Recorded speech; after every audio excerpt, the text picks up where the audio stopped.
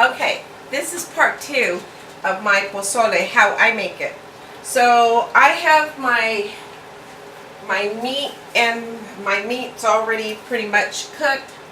Now you can do the same thing with pork. You could use pork if you'd like. You could even use beef if you prefer. So, but this is how I make it. So as you see, you can see the meat is really, here, pick it up. The meat's pretty tender now. So when it's almost done, I mean, if you could stick your fork in it and pull it apart, that's called fork tender. So you want to do it fork tender. So if you want to take it out, you can take it out and take the bones out, which I think I'm going to go ahead and do. So, because I really don't want the bones in there. Just grab a plate and just turn it off for right now. And take out your meat like that. Bring that aside. And just move this over here. Okay. And just kind of, I'm going to leave the leaves in there for right now. And then I have my pork liquid heated up, so I'm going to go ahead and pour that in there with the, so have a little bit of that pork flavor. And then, while this is cooling down, I'm going to add just a little bit of I like having a little bit of oregano, so I'm going to go ahead and add some oregano to it. Now they have little packets you can buy for your pozole. I just do it myself, so let's see. I know I had some packets up here. So I have a little bit of mustard seed. I'll put just a pinch of mustard seed in there. Just go ahead and put just a little bit of mustard seed. And then instead of putting the whole cominos, I'm going to put a little bit of this cumin powder that I really like. So that's probably about a half teaspoon. Or maybe even less.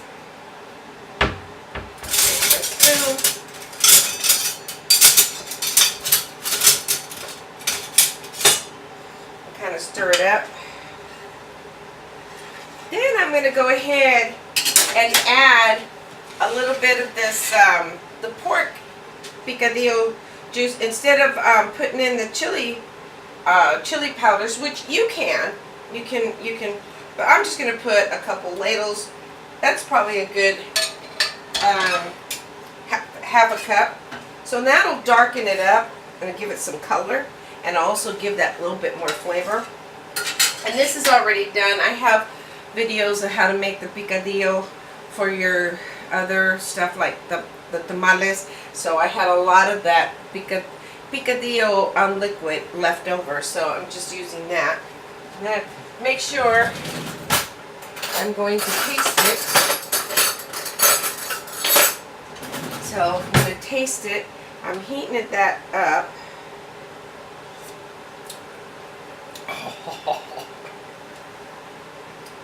This is good. I'm not kidding you. I have to impress myself. I'm just kind of impressed. So, my can only had half of the hominy. So I had this number 10 can, and it had just like half of it was filled with liquid, and the other half was hominy. And I love this hominy because it takes me back to Mexico when my grandmother, she would literally take her corn from the fields and her mice, and that's the hard corn from the fields, her sustainable vegetation was the corn, and she would take that, she would hull each one of those. She'd take the two corns together and she'd rub them, and we would sit there and help rub the corns and put them in this big basket, chicahuite is what she used to call it.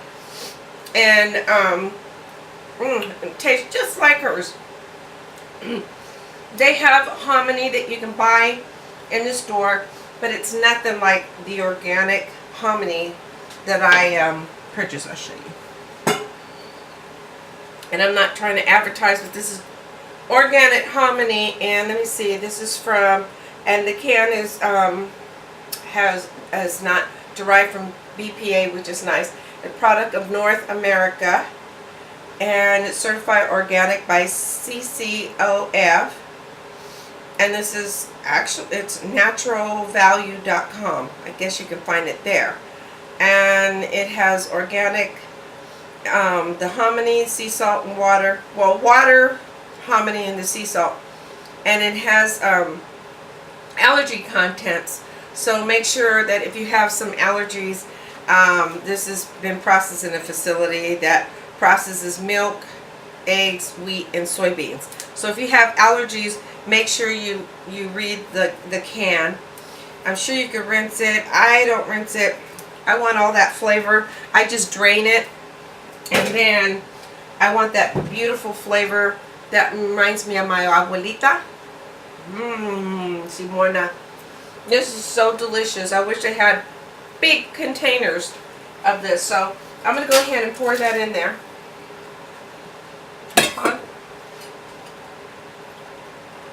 Yeah. And then I have chickpeas. I put chickpeas in mine. So I like the texture and I like the flavor. You can actually do this as a just vegetarian, and you would, it would be just as good. So I'll probably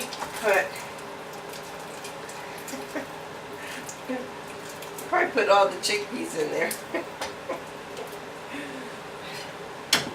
So it's going to give like hominy and chickpeas. I know, isn't it crazy?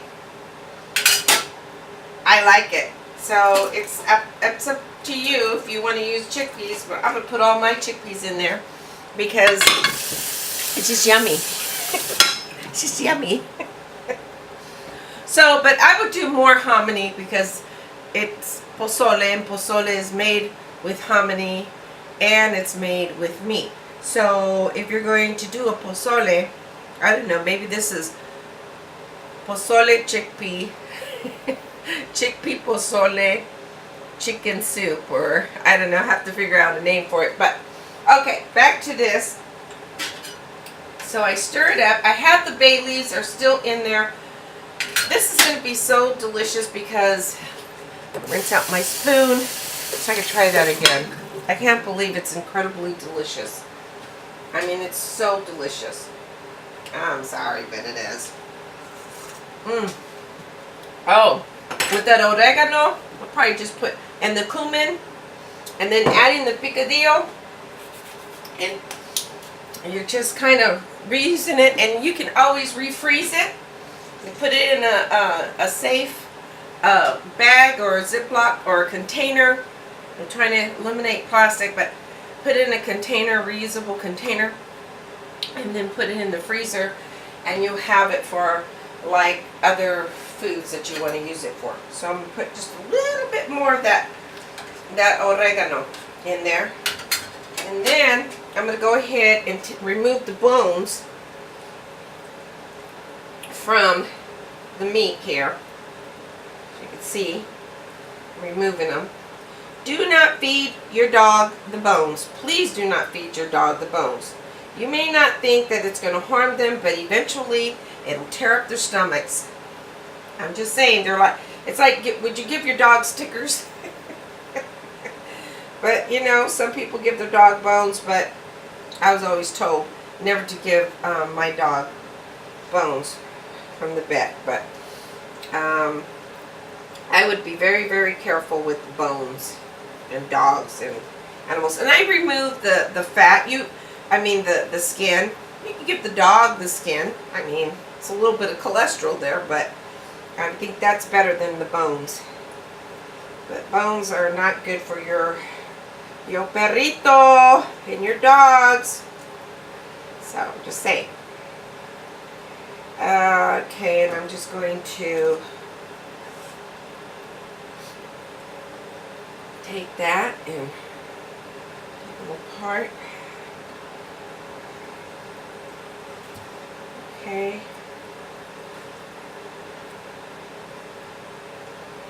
Take me a minute here. Put this aside. You could take a knife if you need to. You can take a knife and just kind of cut it. Because I don't want it too shreddy, but I want some chunks in there.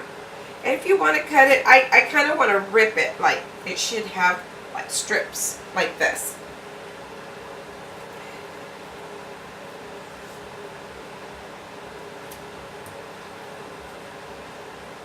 Okay.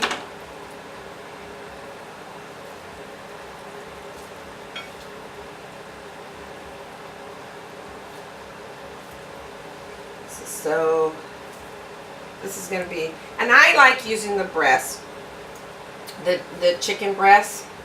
I think it has a nice flavor to it. I mean, if you want to use the other dark meats, you can.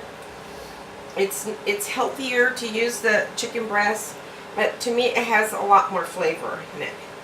So I think that's good. Make sure you take all the little small bones out. It's really, I mean, just be careful. See, I have little tiny bones, and I kind of go through the meat and make sure that there's not any small bones, because you don't want anybody to have an accident and choke on those. So, or you can also buy your meat boneless and skinless. This happened to be on sale, so that's why I got this. And you know what? There's flavor in the bones. I mean, when you're cooking, we make bone broth, and there's like it's delicious, and I think it's healthier and it's better. So, anyways, I'm gonna lower that. And so you want to give the chickpeas and the hominy, or the hominy and the chickpeas, or just the hominy, to give it a nice head start. This is going to be so delicious. And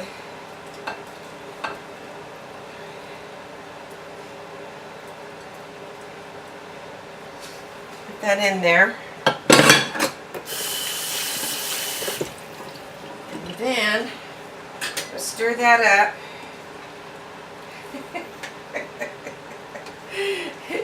I'm laughing because it's so good. It's just, when you have something that's that delicious, oh my gosh. You can't help but giggle a little. But it's so delicious. My mother would be, I mean, she'd probably kick up her heels with this one. I think she would be proud. I think I did her justice. So I like, so I like adding those extra little flavors to it. Now when you're getting ready to serve it, let me wipe this down. Let that heat up a little bit. When you're getting ready to serve it, I just buy the shredded cabbage. You can buy it. That's already for you to use. I'm going to put these bones, because I'm going to discard them carefully. I don't want any animals to choke. You know, if you have feral cats around, gotta be careful. It's good to clean out your freezer for the New Year's, okay? Or your refrigerator, the whole thing. Just clean it out, toss out all the stuff that you don't want, that's old, that's outdated. Get rid of it and reorganize it. I think when you reorganize it, you know what you have. You don't want to keep it in the same place. I think it's really important that you, if you reorganize it, it's better. It's just better for yourself, and you know what's happened and what. So I reorganized everything. So and I have a video with a lot of these ingredients that I use. So when you're serving your pozole, you want to make it like a taco bar. like you would a taco bar. You want to put some cilantro, some fresh cilantro, which is your fresh cilantro. You want to use your radishes. You want to slice up your lime, and then you want to make see, you can buy this. It's so easy to find.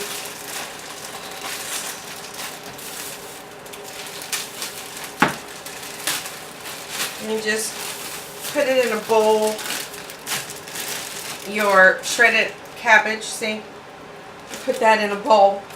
And then I like doing a variety of onions. You take your green onions, make sure they're thoroughly washed. And usually what I do is I slice them up. You can't see it, but I have a lot of videos where you can actually see me slicing up the onions. So because I like a lot of color,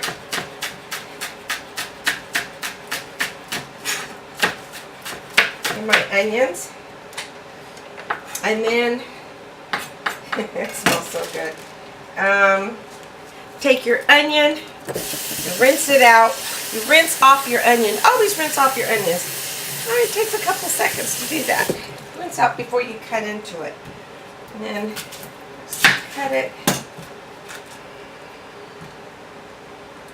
Peel it. Now I'll go ahead and take off that skin. That. Okay. And then I'm just going to try and do this really quick. It smells like a kitchen in Mexico. So I'm going to chop this up. I'm just going to get a little bit of that. So, let's see. I'm just going to grab a bowl. So you take your onions, right? Your green onions and your white onions, mix them up. Okay? And then add a little bit of dry oregano. And the reason why you use dry oregano, because it's pungent. It's very pungent. And it has that nice, and by the way, this is what I put on the inside of my enchiladas. So this is how we do it. And it gives it a nice, and then you can make a big bowl of your